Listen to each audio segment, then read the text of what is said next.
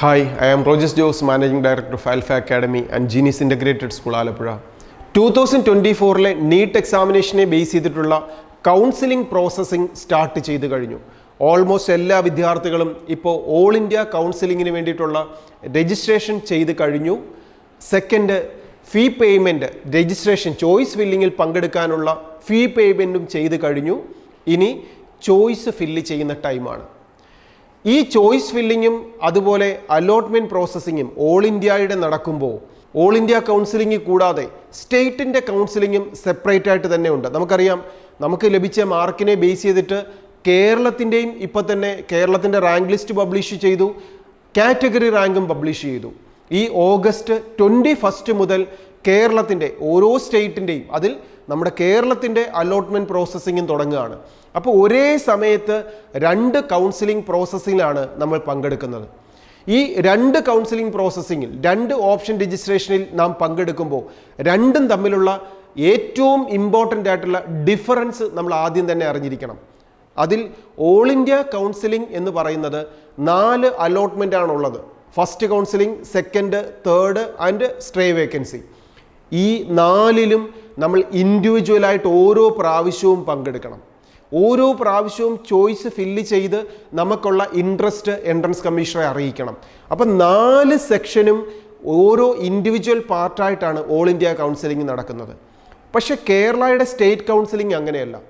ആദ്യത്തെ ഒരു പ്രാവശ്യം മാത്രമാണ് നമുക്ക് ചോയ്സ് ഫില്ലിങ്ങിന് അവസരമുള്ളത്. നമുക്കിഷ്ടമുള്ള കോളേജുകളും ക്യാമ്പസുകളും ഓർഡറിൽ നമ്മൾ 1, 2, 3 എന്നുള്ള ഓർഡറിൽ ഫസ്റ്റ് ഫേസിൽ തന്നെ ഫസ്റ്റ് ചോയ്സ് ഫില്ലിങ് തന്നെ എൻറ്റർ ചെയ്യണം. ആ ഫസ്റ്റ് ചോയ്സ് ഫില്ല് ചെയ്ത് അലോട്ട്മെൻറ്റ് വരുമ്പോൾ നമുക്ക് ഏതെങ്കിലും ഒരു ക്യാമ്പസിന് അർഹതയുണ്ടെങ്കിൽ നമുക്കത് ലഭിക്കും. നമുക്ക് അർഹതയില്ലെങ്കിൽ, നാം ചോദിച്ചതിനെ ബേസ് ചെയ്തിട്ട് അർഹതയില്ലെങ്കിൽ, നമുക്ക് ലഭിച്ചിട്ടില്ലെങ്കിൽ നാം രണ്ടാമത്തതിലേക്ക് നമുക്ക് പങ്കെടുക്കാം. ഇനി ലഭിച്ചാലും രണ്ടാമത്തതിൽ പങ്കെടുക്കാം. എങ്ങനെയാണ്? നാം ചോദിച്ചതിൽ നിന്നും എത്രാമത്തെയാണോ നമുക്ക് ലഭിച്ചത്, ആ ലഭിച്ചതിന് ശേഷം ബാക്കിയുള്ളത് മുഴുവൻ ഡിലീറ്റ് ആയി പോകും. ആ ലഭിച്ചതിന് മുകളിലുള്ളതിലേക്ക് മാത്രമാണ് നമുക്ക് സെക്കൻഡ് അലോട്ട്മെൻറ്റിൽ സെക്കൻഡ് ചോയ്സ് ഫില്ലിങ്ങിൽ നമ്മെ കൺസിഡർ ചെയ്യുക. അപ്പോൾ ഇവിടെ ഫസ്റ്റ് അലോട്ട്മെൻറ്റിൽ മാത്രം കേരളത്തിൽ നമുക്കറിയാം, ഗവൺമെൻറ് മെഡിക്കൽ കോളേജുകളും 20 പ്രൈവറ്റ് സെൽഫ് ഫിനാൻസിങ് കോളേജുകളും ചേർത്തിട്ട് 4505 സീറ്റുകളാണ് കേരളത്തിൽ MBBSന് വേണ്ടിയിട്ടുള്ളത്.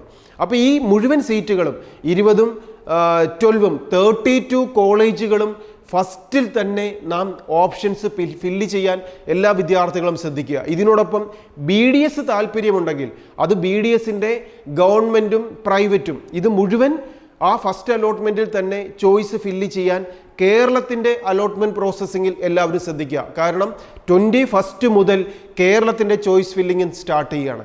നമ്മളിപ്പോൾ വിശദമായിട്ട് നോക്കാൻ പോകുന്നത് ഓൾ ഇന്ത്യ കൗൺസിലിംഗ് ആണ്. ഇവിടെ ഇൻഡിവിജ്വലായിട്ട് ഓരോ കൗൺസിലിങ്ങിലും പങ്കെടുക്കണമെന്ന് നമ്മൾ ആദ്യം പറഞ്ഞു കഴിഞ്ഞു. ഇനി ഇതിൽ പങ്കെടുക്കുമ്പോൾ ഓൾ ഇന്ത്യ കൗൺസിലിംഗ് ആവട്ടെ സ്റ്റേറ്റ് കൗൺസിലിംഗ് ആവട്ടെ, നമ്മൾ എങ്ങനെയാണ് ഒരു ചോയ്സ് ഫില്ലിങ്ങിൽ പങ്കെടുക്കേണ്ടത് അത് ഈസി ആയിട്ട് മനസ്സിലാക്കാൻ ഇപ്പം നമ്മെ എൻട്രൻസ് കമ്മീഷണറുടെ മുമ്പിലേക്ക് എൻട്രൻസ് കമ്മീഷണർ വിളിച്ചിരിക്കുകയാണ്. ഈ ചോയ്സ് ഫില്ലിങ്ങിൽ, ഈ അലോട്ട്മെൻറ്റിൽ നിങ്ങളുടെ മാർക്കിനെ, റാങ്കിനെ ബേസ് ചെയ്തിട്ട് ഏത് കോഴ്സ് വേണം, ഏത് ക്യാമ്പസ് വേണം എന്ന് എൻട്രൻസ് കമ്മീഷണർ നമ്മളോട് ചോദിക്കുകയാണെങ്കിൽ നാം ഒന്നാമതായിട്ട് ഇന്ത്യയിലെ ഏറ്റവും നല്ല ക്യാമ്പസും കോഴ്സും തന്നെ ചോദിക്കണം. ഒരിക്കലും എനിക്കത് കിട്ടാൻ അർഹതയുണ്ടോ ഇല്ലയോ എന്നൊന്നും എൻട്രൻസ് കമ്മീഷണറോട് നമ്മുടെ മനസ്സിൽ മടിയോടുകൂടി പറയാൻ പാടില്ല. നമുക്ക് ചോദിക്കാം, അൺലിമിറ്റഡ് ആയിട്ട് പറയാം. ഒന്നാമത്തത് ചോദിക്കുമ്പോൾ അവിടെ ഇല്ലെങ്കിൽ എൻട്രൻസ് കമ്മീഷണർ രണ്ടാമത്തെ നമ്മുടെ പ്രയോറിറ്റി എന്താണെന്ന് ചോദിക്കും.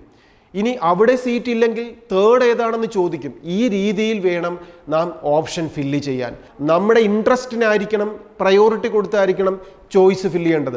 ഇതാദ്യം തന്നെ നമ്മുടെ കേരളത്തിലുള്ള ക്യാമ്പസുകളാണ് നമ്മൾ ഫസ്റ്റ് പ്രയോറിറ്റി കൊടുക്കുന്നെങ്കിൽ അത് തന്നെ ബെസ്റ്റ് 1, 2, 3 എന്നുള്ള ഓർഡറിൽ കൊടുക്കുക. ഇനി അങ്ങനല്ല, എനിക്ക് ഏറ്റവും ഇഷ്ടം വരുന്നത് AFMC ആണ്, അല്ലെങ്കിൽ എയിംസ് ആണ്, അല്ലെങ്കിൽ ജിപ്മർ ആണ്, അല്ലെങ്കിൽ CMC വെല്ലൂരാണ്, അല്ലെങ്കിൽ കർണാടകത്തിലുള്ള ഒരു മെഡിക്കൽ കോളേജാണ്, നമ്മുടെ പ്രയോറിറ്റിക്ക് അനുസരിച്ച് 1, 2, 3 എന്നുള്ള ഓർഡറിൽ അൺലിമിറ്റഡ് ആയിട്ട് നമുക്ക് രജിസ്റ്റർ ചെയ്യാം.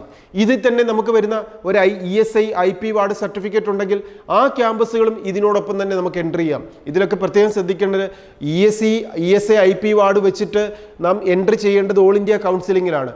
അത് ഫസ്റ്റ് ഫേസിൽ തന്നെ ESIയുടെ മുഴുവൻ ക്യാമ്പസിൻ്റെയും സീറ്റുകൾ ഫില്ലാവാനുള്ള സാധ്യതയാണ് മുൻ വർഷങ്ങളിൽ കാണുന്നത്. അതുകൊണ്ട് തന്നെ രണ്ടാമത്തെ അലോട്ട്മെൻറ്റിൽ പങ്കെടുക്കാം, കൺസിഡർ ചെയ്യാമെന്ന് വെച്ച് ESI മെഡിക്കൽ കോളേജ് ഒന്നും വെയിറ്റ് ചെയ്യാൻ പാടില്ല. നാം ഗവൺമെൻറ് മെഡിക്കൽ കോളേജുകളും ESI മെഡിക്കൽ കോളേജുകളും ഇനി ഡീംഡ് നമുക്ക് ഈ താല്പര്യമുണ്ട്. നമുക്കറിയാം ഡീംഡിൻ്റെ ഒക്കെ ഫീസ് വളരെ കൂടുതലാണ്.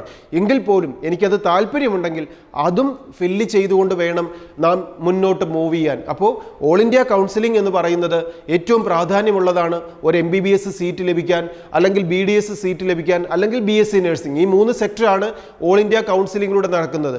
ഈ BSc നഴ്സിംഗിനാണെങ്കിൽ ഇപ്പോൾ ഈ ഫസ്റ്റ് MCCയുടെ സൈറ്റിൽ 8 ക്യാമ്പസുകളിലേക്കാണ് BSc നഴ്സിംഗിൻ്റെ ഈ ഓൾ ഇന്ത്യ കൗൺസിലിങ്ങിലൂടെ ചോയ്സ് ഫില്ല് ചെയ്യുന്നത്. 8 കോളേജുകളിലൂടെ 369 സീറ്റുകളാണ് BSc നഴ്സിംഗിനുള്ളത്. ഇനി ബാക്കി വരുന്ന BDSൻ്റെ സീറ്റുകളും MBBSൻ്റെ സീറ്റും ഒക്കെ നമ്മൾ ഇതേപോലെ കൃത്യമായിട്ട് ഓപ്ഷൻസ് ഫില്ല് ചെയ്യുക.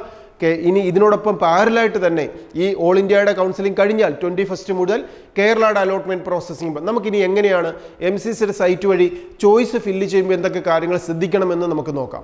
അപ്പം നമ്മൾ ഈ നീറ്റിൻ്റെ ഓൾ ഇന്ത്യ കൗൺസിലിംഗിൽ പങ്കെടുക്കുമ്പോൾ നമ്മൾ MCCയുടെ സൈറ്റിലേക്ക് നമ്മൾ എൻ്റർ ആയതിനു ശേഷം നമ്മൾ ഇങ്ങനൊരു പേജിലേക്കാണ് വരുന്നത്. നമ്മുടെ രജിസ്ട്രേഷനൊക്കെ കഴിഞ്ഞ് നമ്മൾ ഫീ പേയ്മെൻ്റ് ഒക്കെ കഴിഞ്ഞ് അതിനുശേഷം ചോയ്സ് ഫില്ലിങ്ങിലേക്ക് നമ്മൾ എൻ്റർ ആയി കഴിഞ്ഞാൽ നമുക്ക് ഇങ്ങനൊരു പേജിലേക്ക് വരിക. ഈ പേജിൽ വരുമ്പോൾ ഫസ്റ്റ് തന്നെ നമുക്ക് കാണാം ടോട്ടൽ അവൈലബിൾ ചോയ്സസ്, നമുക്ക് എത്ര ചോയ്സ് ആണ്. അതായത് നമുക്കുള്ള മുഴുവൻ കോഴ്സുകളുടെയും, അതായത് MBBS ഉണ്ട്, അതുപോലെ BDS ഉണ്ട്, BSc നഴ്സിംഗ് ഉണ്ട്.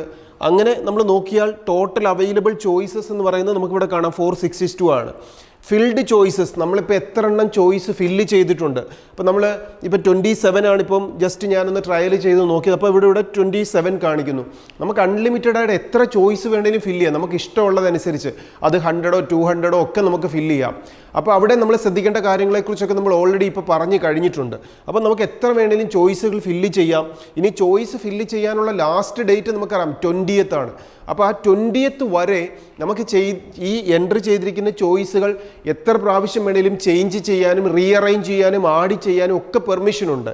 ഇനി അൺഫിൽഡ് ചോയ്സസ് നമുക്കുണ്ടായിരുന്ന ടോട്ടൽ 462-വിൽ നമ്മൾ 27 മാത്രമാണ് ഇപ്പോൾ ജസ്റ്റ് ഫില്ല് ചെയ്തിരിക്കുന്നത്. അതുകൊണ്ട് തന്നെ ഫില്ല് ചെയ്യാത്തത് ഇനിയും 435 ഉണ്ട് എന്നുള്ളത് കൃത്യമായിട്ട് നമ്മൾ ഓർത്തിരുന്നിട്ട് നമുക്ക് ഇനിയും വേണമെങ്കിൽ ആഡ് ചെയ്യാം എന്നുള്ളൊരു കാര്യം ഓർക്കുക.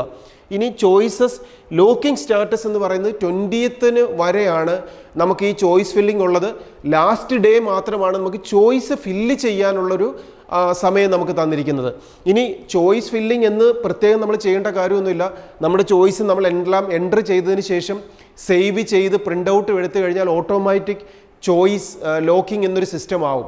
ഇനി ഓട്ടോമാറ്റിക് ചോയ്സ് ലോക്കിംഗ് ഉള്ളതുകൊണ്ട് തന്നെ നമ്മളിനി ചോയ്സ് ലോക്ക് ചെയ്യാൻ മറന്നുപോയി എന്നുള്ളതൊന്നും നമ്മുടെ അലോട്ട്മെൻറ്റ് പ്രോസസ്സിങ്ങിന് ഒരിക്കലും റിഫ്ലക്റ്റ് ചെയ്യത്തില്ല.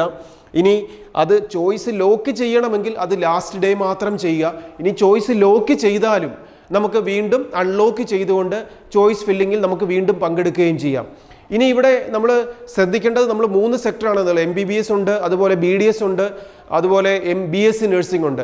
ഇനി MBBS എന്ന് പറയുന്ന അതിനകത്ത് ചോയ്സ് ഫില്ലിങ്ങിലേക്ക് നമ്മൾ എൻ്റർ ആയി കഴിഞ്ഞാൽ അവിടെ ശ്രദ്ധിക്കേണ്ട കാര്യം, ചോയ്സ് ഫില്ല് ചെയ്യുമ്പോൾ നമുക്ക് ഈ നമ്മുടെ പേജിൽ നമുക്ക് കാണാം, നമുക്കിവിടെ ഇൻസ്റ്റിറ്റ്യൂഷൻ്റെ ടൈപ്പ്, ഇൻസ്റ്റിറ്റ്യൂഷൻ ടൈപ്പ് എന്നുള്ളതിനകത്ത് സെൻട്രൽ യൂണിവേഴ്സിറ്റി എന്ന് സെലക്ട് ചെയ്ത് കഴിഞ്ഞാൽ ഇന്ത്യയിലുള്ള മുഴുവൻ ക്യാമ്പസുകൾ, അതായത് MBBSഉം BDSഉം BSc നഴ്സിംഗും മുഴുവനായിട്ട് തന്നെ കാണിക്കും. ഇനി അതിനകത്ത് ഇൻസ്റ്റിറ്റ്യൂഷൻ്റെ അഡ്രസ്സ് അനുസരിച്ച് ഓരോ സ്റ്റേറ്റ് വൈസ് നമുക്ക് കാണണമെന്നുണ്ടെങ്കിൽ ഇവിടെ ഇൻസ്റ്റിറ്റ്യൂഷൻ്റെ അഡ്രസ്സ് എന്ന് ടിക്ക് ചെയ്ത് കഴിഞ്ഞാൽ അഡ്രസ്സ് അനുസരിച്ച് കാണിക്കാം. ഇനി ഇൻസ്റ്റിറ്റ്യൂഷൻ്റെ ടൈപ്പ് ചോദിച്ചു കഴിഞ്ഞാൽ ആ ടൈപ്പ് ഏതാണ് നമുക്ക് വേണ്ടത് അതിനനുസരിച്ച് ഇൻസ്റ്റിറ്റ്യൂഷൻ്റെ ടൈപ്പ് നമ്മൾ ചോദിച്ചു കഴിഞ്ഞാൽ ഇപ്പോൾ ഡീംഡ് യൂണിവേഴ്സിറ്റി ആണോ അതോ അങ്ങനെ ഓരോ സെക്ഷൻ തിരിച്ച് നമുക്ക് കാണാൻ പറ്റും. ഇനി ഇതിനോടൊപ്പം നമുക്കിവിടെ പ്രോഗ്രാം സെലക്ട് ചെയ്ത് കഴിഞ്ഞാൽ ഇവിടെ BSc നഴ്സിംഗ് ഉണ്ട്, BDS ഉണ്ട്, MBBS ഉണ്ട്. അപ്പോൾ നമ്മൾ ഏതാണോ ആദ്യം പ്രയോറിറ്റി കൊടുക്കുന്നത്, MBBS ആണ് നമ്മൾ സെലക്ട് ചെയ്യുന്നതെങ്കിൽ ആ MBBSൻ്റെ കോഴ്സുകൾ മാത്രമായിരിക്കും ഇവിടെ ഡിസ്പ്ലേയിൽ വരിക. ഇങ്ങനെ നമുക്കിവിടെ കോഴ്സുകൾ പ്രോഗ്രാം ഏതാണെന്നുള്ളത് സെലക്ട് ചെയ്യാം. അതിനോടൊപ്പം ഇൻസ്റ്റിറ്റ്യൂഷൻ ഏതാണ്, ഗവൺമെൻറ് മെഡിക്കൽ കോളേജസ് ആണോ, ഇതിന് എയിംസ് മാത്രമാണോ നമുക്ക് ആദ്യമായിട്ട് നമ്മൾ എൻ്റർ ചെയ്യാനായിട്ട് നമുക്ക് ഇൻട്രസ്റ്റ് ഉള്ളത്. ഇങ്ങനെ നമ്മൾ എങ്ങനെയാണോ പ്രയോറിറ്റി അനുസരിച്ച് എൻ്റർ ചെയ്യാൻ നമുക്ക് ഇഷ്ടമുള്ളത് അതിനനുസരിച്ച് നമ്മൾ കൃത്യമായിട്ട് ചോയ്സ് ഫില്ല് ചെയ്യുക. ഇനി ചോയ്സ് ഫില്ല് ചെയ്യുമ്പോൾ നമ്മളിവിടെ സെലക്ട് ചെയ്തിപ്പോൾ ഞാൻ ചോയ്സുകൾ കുറച്ച് എൻ്റർ ചെയ്തിട്ടുണ്ട്. അപ്പോൾ ഞാനിപ്പോൾ ഫസ്റ്റ് കൊടുത്തിരിക്കുന്ന ഒരു ഗവൺമെൻറ് മെഡിക്കൽ കോളേജ് ESI ഹോസ്പിറ്റലാണ് കോയമ്പത്തൂർ ആദ്യം കൊടുത്തിരിക്കുന്ന കാര്യം. ESI ഐപ്വാർഡ് സർട്ടിഫിക്കറ്റ് ഉള്ളതുകൊണ്ട് തന്നെ അങ്ങനെ ESI മെഡിക്കൽ കോളേജ്. ഇനി അത് തന്നെ നാം എൻ്റർ ചെയ്തിരിക്കുന്നത് റിമൂവ് ചെയ്യാനും ഓർഡർ അപ്പോ ഡൗണോ ചേഞ്ച് ചെയ്യാനും ഓപ്ഷൻസ് ഉണ്ട്. അപ്പോൾ നമ്മളിപ്പോൾ ഫസ്റ്റ് ചോയ്സ് ഫില്ല് ചെയ്യുന്ന സമയം തൊട്ട് 20th വരെ നമുക്ക് എത്ര പ്രാവശ്യം വേണേലും ചോയ്സുകൾ ചേഞ്ച് ചെയ്യാനുള്ള ഓപ്ഷൻസുമുണ്ട്. ഈ രീതിയിൽ കംപ്ലീറ്റ് ചെയ്തതിന് ശേഷം സേവ് ആൻഡ് പ്രൊസീഡ് ചെയ്ത് നമുക്ക് മുന്നോട്ട് പോകാം. ഇനി ഇതിനോടൊപ്പം തന്നെ നമുക്കിനി ഇൻസ്റ്റിറ്റ്യൂഷൻ്റെ ടൈപ്പിൽ ഓൾ ഇന്ത്യ സെക്ടറിൽ വരുന്ന ക്യാമ്പസുകളെല്ലാം ഉണ്ട്. അതുപോലെ BSc നഴ്സിംഗിൻ്റെ UG കോഴ്സസ് വരുന്നുണ്ട്. സെൻട്രൽ യൂണിവേഴ്സിറ്റി ഉണ്ട്, ഡീംഡ് യൂണിവേഴ്സിറ്റി ഉണ്ട്, ESI ഐപ്വാർഡ് ഉണ്ട്, ജിപ്മർ ഉണ്ട്. ഇതുപോലുള്ള ഓരോ സെക്ഷൻ നമുക്ക് സെലക്ട് ചെയ്തിട്ട് അതിനനുസരിച്ചിട്ട് നമുക്ക് കോഴ്സ് കൊടുക്കാം. അപ്പോൾ ഇവിടെ പ്രത്യേകം ശ്രദ്ധിക്കേണ്ട ഒരു കാര്യം, ഇപ്പോൾ എൻ്റെ മാർക്ക് എത്രയാണ്, എൻ്റെ കാറ്റഗറി റാങ്ക് എത്രയാണ്, ഇതൊന്നും നമ്മൾ ഓപ്ഷൻ കൊടുക്കുന്ന സമയത്ത് ഒരു കാരണവശാലും കൺസിഡർ ചെയ്യേണ്ട ആവശ്യമില്ല. നമ്മൾ ഫസ്റ്റ് അലോട്ട്മെൻറ്റ്, ഈ ഓൾ ഇന്ത്യ കൗൺസിലിങ്ങിനകത്ത് പ്രത്യേകം ശ്രദ്ധിക്കേണ്ട ഒരു കാര്യം, ഓൾ ഇന്ത്യ കൗൺസിലിങ്ങിൻ്റെ 4 അലോട്ട്മെൻറ്റും ഇൻഡിവിജ്വലി സെപ്പറേറ്റ് കൗൺസിലിംഗ് ആണ്. ഫസ്റ്റ് കൗൺസിലിങ്ങിൽ നമ്മൾ ചോയ്സ് ഫില്ല് ചെയ്യുന്നതൊന്നും സെക്കൻഡ് കൗൺസിലിങ്ങിലേക്ക് ക്യാരി ഫോർവേഡ് ചെയ്യത്തില്ല. ഫസ്റ്റിൽ കൊടുക്കുന്നതെല്ലാം ഇവിടെ കൊണ്ട് കഴിഞ്ഞു. അപ്പോൾ ഫസ്റ്റ് കൗൺസിലിങ്ങിൽ നമ്മൾ പങ്കെടുക്കുമ്പോൾ ഇപ്പോൾ എൻ്റെ മാർക്ക് ഇത്തിരി കുറവാണെന്ന് വിചാരിക്കട്ടെ, ഒരു 550 മാർക്കാണ്. എനിക്ക് ഈ 550 മാർക്ക് വെച്ചിട്ട് ഓൾ ഇന്ത്യ കൗൺസിലിങ്ങിൽ ഏതെങ്കിലും കിട്ടുമോ എന്നൊന്നും നമ്മൾ കൺസിഡർ ചെയ്യേണ്ട കാര്യം. നമ്മളതിൽ പങ്കെടുക്കുക, അതിന് നമ്മൾ രജിസ്ട്രേഷൻ ഫീസ് അടച്ച്, അല്ലെങ്കിൽ ഡീംഡ് ക്യാമ്പസ് വേണമെങ്കിൽ അതിനുള്ള ഫീസ് അടച്ച് എവിടെയൊക്കെയാണോ എന്നെ കൺസിഡർ ചെയ്യേണ്ടത് അതിനനുസരിച്ച് 1, 2, 3 എന്നുള്ള ഓർഡറിൽ കംപ്ലീറ്റ് ഫസ്റ്റ് അലോട്ട്മെൻറ്റിൽ തന്നെ പങ്കെടുക്കുക എന്നുള്ളതാണ് ഏറ്റവും പ്രാധാന്യമുള്ളൊരു കാര്യം. എനിക്കിപ്പോൾ ഒരു 550 മാർക്കാണ്, എനിക്ക് ഡൽഹി എയിംസ് കിട്ടാൻ സാധ്യതയില്ല എന്ന് വിചാരിച്ച് ഒരു കാരണവശാലും അത് കൊടുക്കാതിരിക്കരുത്. അപ്പം ഞാൻ കുറച്ചുകൂടി ഈസി ആയിട്ട് പറഞ്ഞാൽ, അപ്പോൾ നമ്മുടെ മാർക്ക് എത്രയോ ആയിക്കോട്ടെ, നമ്മുടെ റാങ്ക് എത്രയും, ഇപ്പോൾ എൻ്റെ ഒരു റാങ്ക് വരുന്നത് ഓൾ ഇന്ത്യ റാങ്ക് ഒരു 30,000 ആണ്. അപ്പോൾ ഈ വർഷം ഒരു 25,000 വരെ കിട്ടാൻ ചാൻസ് ഉള്ളൂ എന്ന് ആരെങ്കിലും ഒക്കെ പറഞ്ഞ് കേട്ട് നാം അറിഞ്ഞു. എനിക്ക് 30,000 ആയതുകൊണ്ട് ഞാൻ ഇതൊന്നും അപ്ലൈ ചെയ്യാതിരിക്കണോ? ഒരു കാരണവശാലും അങ്ങനെ ചെയ്യരുത്. കാര്യം നമ്മൾ മുമ്പിലുള്ള കുറേ അധികം പേര് ഇതേപോലെ ഞാൻ അപ്ലൈ ചെയ്യേണ്ട കാര്യമില്ല എന്ന് വിചാരിച്ച് അപ്ലൈ ചെയ്യാതിരുന്നാൽ, നാം അപ്ലൈ ചെയ്തിട്ടുണ്ടെങ്കിൽ മാത്രമേ നമ്മെ കൺസിഡർ ചെയ്യുള്ളൂ. അത് മുൻ വർഷങ്ങളിലൊക്കെ ഇതുപോലെ പല വിദ്യാർത്ഥികൾക്കും ഇതുപോലുള്ള അവസരങ്ങൾ നഷ്ടമായിട്ടുണ്ട് അപ്ലൈ ചെയ്യാതിരുന്നത് കൊണ്ട് തന്നെ. ആദ്യം തന്നെ ചോദിക്കുന്നത് ഇന്ത്യയിലെ ഏറ്റവും ബെസ്റ്റ് ആയിട്ടുള്ളത് തന്നെ ചോദിക്കുക. അത് ഏത് ക്യാമ്പസ് ആണെങ്കിലും, MBBS ആണെങ്കിലും, BDS ആണെങ്കിലും, BSc നേഴ്സ് ആണെങ്കിലും, BSc നഴ്സിംഗ് ആണെങ്കിലും, ഏറ്റവും നല്ല ക്യാമ്പസുകൾക്ക് തന്നെ പ്രയോറിറ്റി കൊടുക്കുക. ഇനി ഇതിനോടൊപ്പം ഒരു ക്യാമ്പസ് സെലക്ട് ചെയ്യുമ്പോൾ നമ്മൾ അവിടെ പ്രത്യേകം ശ്രദ്ധിക്കേണ്ട ഒരു കാര്യം എന്ന് പറയുന്നത്, നമുക്ക് ഇന്ത്യയിലുള്ള എല്ലാ സ്റ്റേറ്റുകളിലും നമുക്ക് അപ്ലൈ ചെയ്യാനുള്ള പെർമിഷനുണ്ട്. എല്ലാ റിസർവേഷൻ കാറ്റഗറികളും അവിടെ കൺസിഡർ ചെയ്യുകയും ചെയ്യും. ഇവിടെ ശ്രദ്ധിക്കേണ്ട ഒരു കാര്യം, നമ്മൾ ഫസ്റ്റ് നോക്കേണ്ടത്, നമ്മൾ എപ്പോഴും ഒരു ഡിസ്റ്റൻസ് നമ്മൾ നോക്കുക. ഞാൻ താമസിക്കുന്ന സ്ഥലത്തു നിന്നും ഞാൻ പഠിക്കാൻ ചോയ്സ് ഫില്ല് ചെയ്യുന്ന ക്യാമ്പസ് എത്ര വരെ ദൂരെയുള്ളൊരു ക്യാമ്പസാണ്. അപ്പോൾ ആ ദൂരെയുള്ള ക്യാമ്പസ് അത്രയധികം പ്രയോറിറ്റി ഉള്ളൊരു ക്യാമ്പസാണോ, ഏറ്റവും ബെസ്റ്റ് ഒരു ക്യാമ്പസാണോ, എനിക്ക് അവിടെ പോയി താമസിച്ച് പഠിക്കാൻ പറ്റുമോ? അപ്പോൾ ഒരു ഡിസ്റ്റൻസിന് നമ്മളെപ്പോഴും ഫസ്റ്റ് നമ്മുടെ തോട്ടിലേക്ക് നമ്മൾ കൊണ്ടുവരിക. രണ്ടാമതായിട്ട് അവിടുത്തെ ഫീസ് എത്രയാണ്.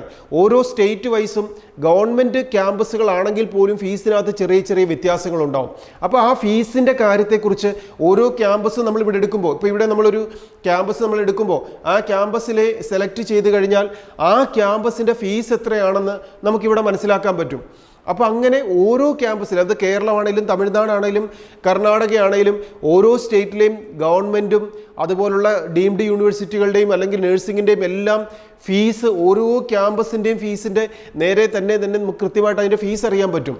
അപ്പോൾ ആ ക്യാമ്പസിൻ്റെ ഫീസ് എത്രയാണെന്നുള്ളത് നമ്മൾ രണ്ടാമതായിട്ട് നമ്മുടെ മനസ്സിലേക്ക് ഒരു തോട്ട് നമ്മൾ കൊണ്ടുവരിക.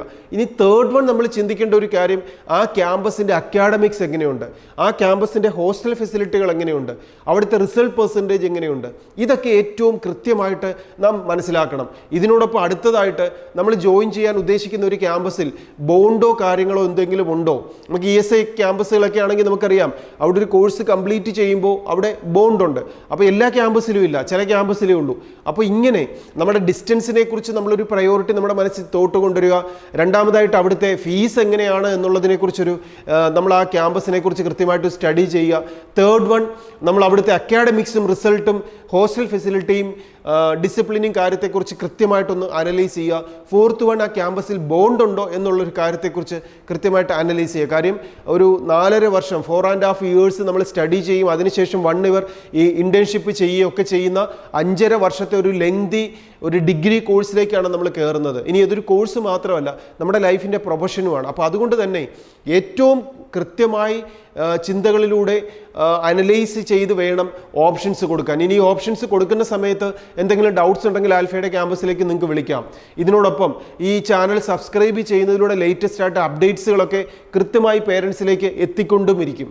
ഇനി നമുക്ക് ഈ ഓൾ ഇന്ത്യ കൗൺസിലിങ്ങിൻ്റെ ഫസ്റ്റ് 20th വന്നു കഴിഞ്ഞാൽ 20th തീർന്നു കഴിഞ്ഞാൽ 22nd എന്ന് പറഞ്ഞ് 2 ദിവസം പ്രോസസ്സിങ്ങിനുള്ള ടൈമാണ്. അതിനുശേഷം 23rd അലോട്ട്മെൻറ്റ് പ്രഖ്യാപിക്കും. ആ അലോട്ട്മെൻറ്റ് ഡിക്ലെയർ ചെയ്ത് കഴിഞ്ഞാൽ 23rd 29th ബിഫോർ ആയിട്ട് നമ്മൾ കോളേജുകളിൽ അഡ്മിഷൻ എടുക്കാനുള്ള ടൈമുമാണ്. ഇങ്ങനെയാണ് ഫസ്റ്റ് അലോട്ട്മെൻറ്റ് കഴിഞ്ഞാൽ അടുത്ത സെക്കൻഡ് അലോട്ട്മെൻറ്റിലുള്ള സമയമാണ്. ഇൻ ബിറ്റ്വീൻ 21st മുതൽ ഇവിടെ കേരളത്തിൻ്റെ അലോട്ട്മെൻറ്റ് തുടങ്ങുകയാണ്. അപ്പോൾ കേരളത്തിൻ്റെ അലോട്ട്മെൻറ്റ് തുടങ്ങിക്കഴിഞ്ഞാൽ കേരളത്തിൽ നമ്മളിപ്പോൾ ഓൾ ഇന്ത്യ വഴി നമുക്ക് ഒരെണ്ണം കിട്ടിയിട്ടുണ്ട് എങ്കിൽ നമുക്ക് ഇഷ്ടപ്പെട്ട ക്യാമ്പസ് ആണെങ്കിൽ ഉറപ്പായിട്ടും ഓൾ ഇന്ത്യ കൗൺസിലിങ്ങിലൂടെ തന്നെ നമ്മൾ കേരളത്തിൻ്റെ ക്യാമ്പസുകളിൽ അഡ്മിഷൻ എടുക്കുക. ഇനി അത് നമ്മൾ കളഞ്ഞിട്ട് കേരള അലോട്ട്മെൻറ്റ് വഴി ഒരിക്കലും എടുക്കരുത്. കാരണം ഓൾ ഇന്ത്യ കൗൺസിലിങ്ങിലും കേരള സ്റ്റേറ്റ് കൗൺസിലിങ്ങിലും നമുക്ക് ഒരു കേരളത്തിലെ ക്യാമ്പസ് കിട്ടുമെങ്കിൽ ഓൾ ഇന്ത്യ കൗൺസിലിങ്ങിലെ സീറ്റ് തന്നെ നാം എടുക്കുക. കാരണം നമുക്കൊരു സീറ്റ്, കേരളത്തിലെ ഒരു സ്റ്റുഡൻറ്റ് ഓൾ ഇന്ത്യ കൗൺസിലിങ്ങിൻ്റെ ഒരു സീറ്റിലൂടെ അഡ്മിഷൻ എടുത്താൽ സ്റ്റേറ്റ് കൗൺസിലിങ്ങിൻ്റെ സീറ്റ് അവിടെ ഫ്രീ ആയിട്ട് നമുക്കത് അപ്പോൾ അത് അടുത്തൊരു സ്റ്റുഡൻറ്റിന്, കേരളത്തിലുള്ളൊരു സ്റ്റുഡൻറ്റിനും കൂടെ ഒരു അഡ്മിഷൻ കിട്ടാനുള്ള ഒരു സാധ്യതയാണ് നമുക്ക് നമ്മളിലൂടെ അത് മറ്റുള്ള കുട്ടികൾക്കായിട്ട് നമ്മൾ തുറന്നു കൊടുക്കുന്നത്. അപ്പം ഓൾ ഇന്ത്യ കൗൺസിലിങ്ങിൽ ഒരു അഡ്മിഷൻ ലഭിച്ചാൽ ഓൾ ഇന്ത്യ കൗൺസിലിങ്ങിലൂടെ കിട്ടിയ ആ മെമ്മോ വഴി കോളേജുകളിൽ അഡ്മിഷൻ എടുക്കുക. എന്നിട്ട് കേരളത്തിലെ അലോട്ട്മെൻറ്റ് പ്രോസസ്സിങ്ങിൽ പങ്കെടുക്കാതിരിക്കുക. ഇനി നമുക്ക് ഓൾ ഇന്ത്യ കൗൺസിലിങ്ങിൽ അഡ്മിഷൻ ഒന്നും ലഭിച്ചിട്ടില്ലെങ്കിൽ നിർബന്ധമായും കേരളയുടെ സ്റ്റേറ്റിൻ്റെ 21st സ്റ്റാർട്ട് ചെയ്യുന്ന കൗൺസിലിങ്ങിൽ നാം പങ്കെടുത്തുകൊണ്ട് അതിലൂടെ ഒരു അഡ്മിഷൻ നേടിയെടുക്കാൻ കൃത്യമായിട്ട് ശ്രദ്ധിക്കുക. ഇനി കേരളയുടെ അലോട്ട്മെൻറ്റിൽ നമുക്കറിയാം കേരളത്തിൽ ഗവൺമെൻറ് സെക്ടറും പ്രൈവറ്റ് സെക്ടറും എടുത്താൽ ടോട്ടൽ 4505 സീറ്റുകളാണുള്ളത് MBBS മാത്രം. അത് 12 ഗവൺമെൻറ് മെഡിക്കൽ കോളേജുകളും 20 സെൽഫ് ഫിനാൻസിങ് മെഡിക്കൽ കോളേജുകളും കൂടെ ചേർത്താൽ 4505 MBBS സീറ്റുകൾ കേരളത്തിലുണ്ട്. അപ്പോൾ അതിൽ നമ്മൾ പങ്കെടുക്കേണ്ടതിനെക്കുറിച്ച് കേരളയുടെ അലോട്ട്മെൻറ്റ് പ്രോസസ്സിങ്ങിനെ കുറിച്ച് സെപ്പറേറ്റ് ഒരു വീഡിയോയിൽ പറയാം. അപ്പോൾ ഓൾ ഇന്ത്യ കൗൺസിലിങ്ങിൽ നമ്മൾ പങ്കെടുക്കേണ്ട മെത്തേഡുകൾ കൃത്യമായിട്ട് എല്ലാവർക്കും മനസ്സിലായി.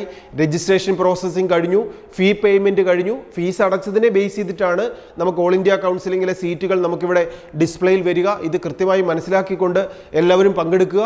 ഇനി എന്തെങ്കിലും സംശയങ്ങൾ ഓൾ ഇന്ത്യ കൗൺസിലിങ്ങിൽ പങ്കെടുക്കുന്നതുമായിട്ട് ബന്ധപ്പെട്ടിട്ട് എന്തെങ്കിലും സംശയങ്ങളുണ്ടെങ്കിൽ പേരൻസിന് നേരിട്ട് വിളിക്കാം. നിങ്ങളെ ഹെൽപ്പ് ചെയ്യാൻ ആൽഫ അക്കാഡമി കൂടെയുണ്ട്.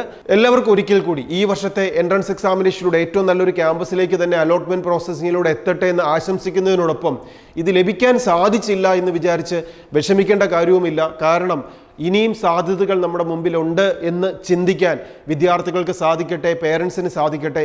2025 ഈ വർഷം ലഭിക്കാത്ത വിദ്യാർത്ഥികൾക്ക് 2025 നിങ്ങളുടെ ഇയറായി മാറട്ടെ എന്ന ആശംസയോടുകൂടി നിങ്ങളുടെ ഏതൊരു സമയത്തും ഇനി അടുത്ത വർഷത്തെ നന്നായിട്ട് പഠിക്കാനാവട്ടെ, ഈ വർഷത്തെ ചോയ്സ് ഫില്ലിങ്ങിൽ നന്നായിട്ട് നിങ്ങളെ ഹെൽപ്പ് ചെയ്യാനാവട്ടെ, ഏത് സമയത്തും നിങ്ങളോടൊപ്പം ആൽഫ അക്കാഡമി കൂടെയുണ്ട്. Best wishes.